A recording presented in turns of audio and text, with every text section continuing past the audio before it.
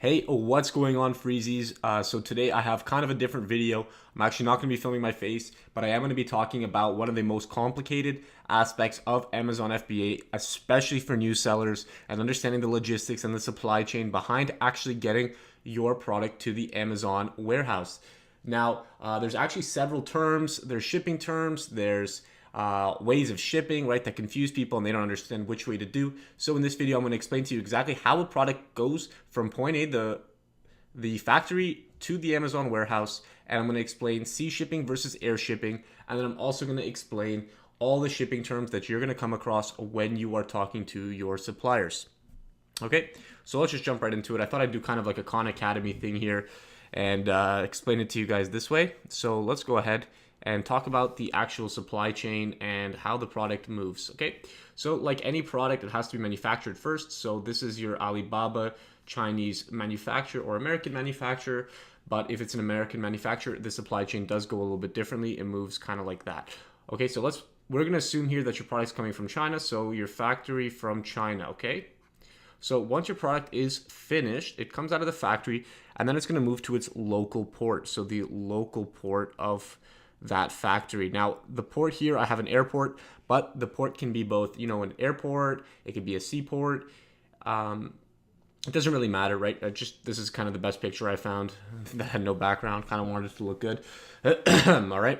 So obviously at the port, it's loaded onto the vessel here, and the vessel can be both an airplane or a boat. And obviously it depends what port it goes to and is going to, indicate which vessel it's going to be going on. So that part's pretty obvious. Okay, so it could be an airplane or a boat, right? So let me just get some arrows here because this might be confusing. Okay, so it's moving this way. Now this plane is going to fly it to the destination port. Okay, so the country destination port. So probably in the United States, we're going to assume here that it's going to the USA. So here's China. USA, USA. All right. So from here, it's going to go into a warehouse, probably your freight forwarder's warehouse. So, but this part is called local prep. And it's usually the freight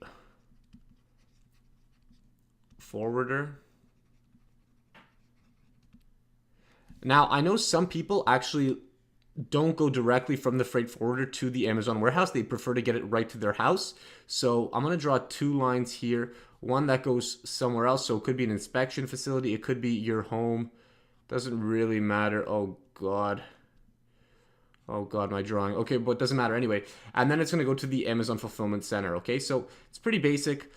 Once again, AMZ, FBA, warehouse. So let's start from the beginning now. Nice and easy. It's going to start off from the factory. It's going to move to the local port in China. From the local port, it's going to be put onto a vessel. Now, that vessel is going to take it to a destination port. From that destination port, it's going to be put into local prep. So usually the freight forwarders, an inspection facility, doesn't matter. And then from that freight forwarder's warehouse, it's going to be moved to the Amazon warehouse. Okay, so pretty simple. It's like a 1, 2, 3, 4, 5, 6 step process, unless you have an inspection facility here or your house. Doesn't matter, if you want it yourself. But yeah, that's basically how commercial goods are moved from country to country. Pretty basic, pretty simple. Now I'm going to talk about the two methods of shipping, the most common ones, and really the only ones when you're shipping from China. It's going to be sea shipping here, sea shipping, and here I'm going to put and air shipping, okay? Nah, mind my fucking dog, so annoying. Anyway, so we'll start off with sea shipping. Now, sea shipping is probably what many of you guys think you actually have to do when you're shipping from China. So it's actually a long, oh God, wrong color. Long, difficult process. Takes 30 to 45 days, and it's cheap. Okay, so it's cheap. Now, air shipping, on the other hand, is short and easy. Short and easy. Takes 3 to 7 business days. So usually about a week. Now remember guys, for both of these, you also have to plus manufacturing time. Okay, so just don't forget that. And yeah, so, and this is, obviously more expensive. But let's talk about these two, okay? So sea shipping is probably more preferable if you're using big, heavy space products. So what do I mean by that? So basically, if your product is really big, like a pool table, or it takes up a lot of space. So for example, if you want to sell supplements, like protein, whey protein that comes in like a 1 kilo jar, now that's going to be way too expensive to ship by air.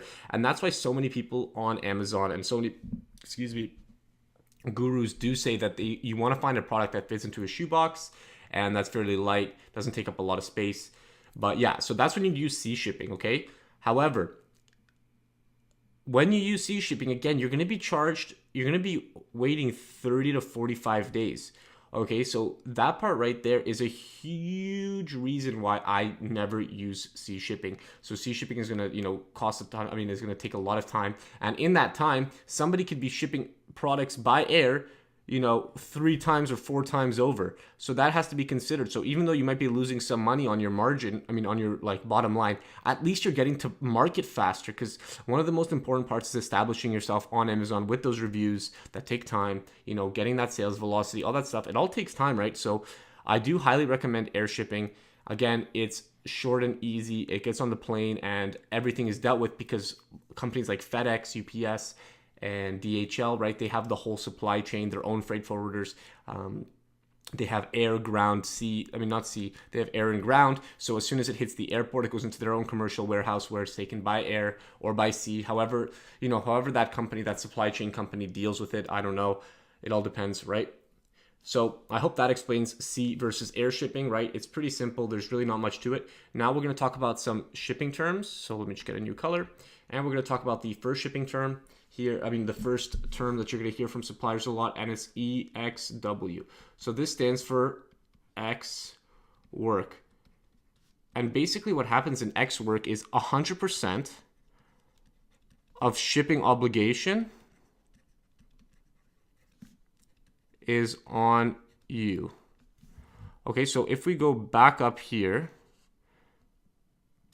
so here I'm just going to put a 1 here, because EXW, this is all it covers right here. That's the only part the manufacturer will be doing.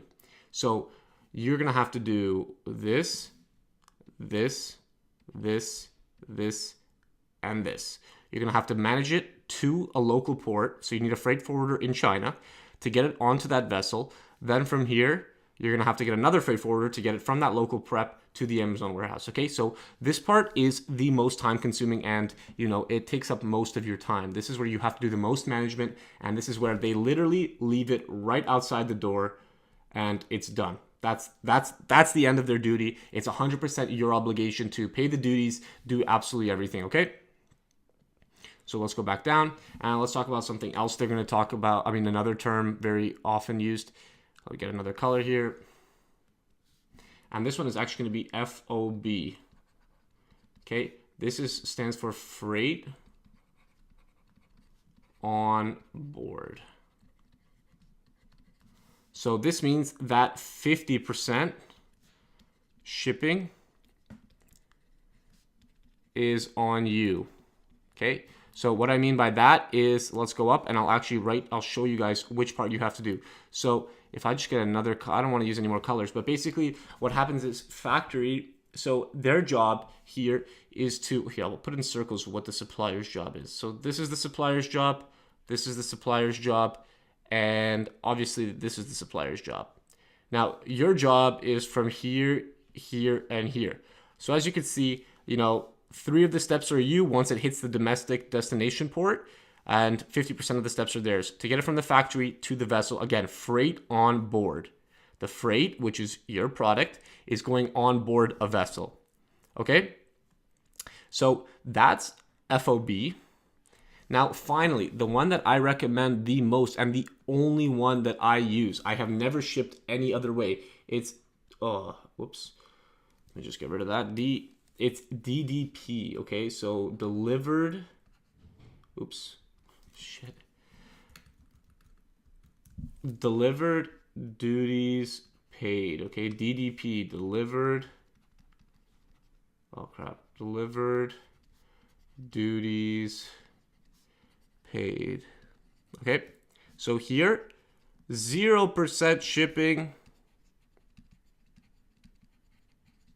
is on you. Okay, it's all on the manufacturer. 100% passive. Okay, that's why I recommend it, because you don't have to do anything in this shipping part, because freight forwarders are a bitch. Dealing with all that stuff is a bitch, and your supplier has a lot more experience dealing with that sort of stuff because they've been shipping these products for time. Okay, they have a lot of experience with that.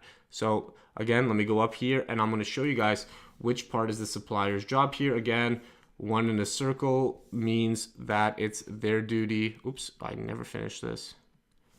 Let me just get that really quick. So again, oh God, no. Don't even pay attention to that. Sorry, I got myself confused with these colors. So again, here they're doing absolutely everything. So that does it for that. Hope that makes sense to you guys. Again, remember, I highly recommend, let me get this blue here for my recommendations. Okay. Oh, yes, RGB blue, no problem. I highly recommend that you guys use air shipping for everything. It is much faster, okay? Time is really important. Time. Never forget time, okay? It's extremely important to get to market quickly. And DDP, because your time should not be wasted trying to figure out whether your freight forwarder is doing his job properly, you know, all that kind of stuff. You need to be worried about, you know, getting your listing properly, optimizing your PPC, not whether your product is getting through customs and all that stuff. Let your supplier deal with all that. It's going to be more expensive, but it's going to be much more worth it in the long run, because again, you actually have to pay for freight forwarders.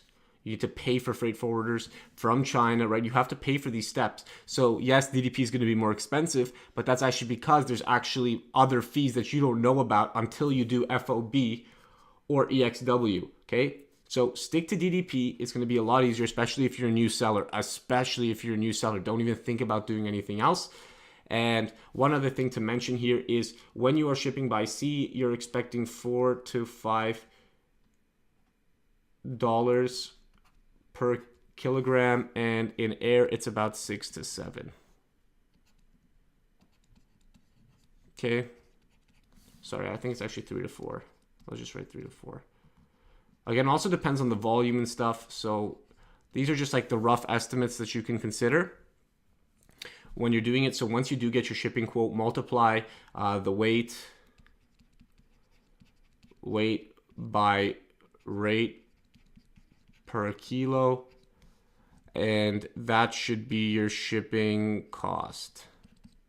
Okay, so you know, you can verify with these are pretty rough estimates, but if your product is pretty small and compactable, like that should be the going rates you be getting. Okay, so guys, that does it for this video. I hope you now understand, you know, EXW, FOB, and DDP, and I hope now this beast has been tamed, and you guys see that this is really not a difficult process whatsoever or difficult to understand. It is as simple as it gets, as long as you follow my recommendations, stick to air shipping and DDP. All right, guys, I'll see you guys in the next video.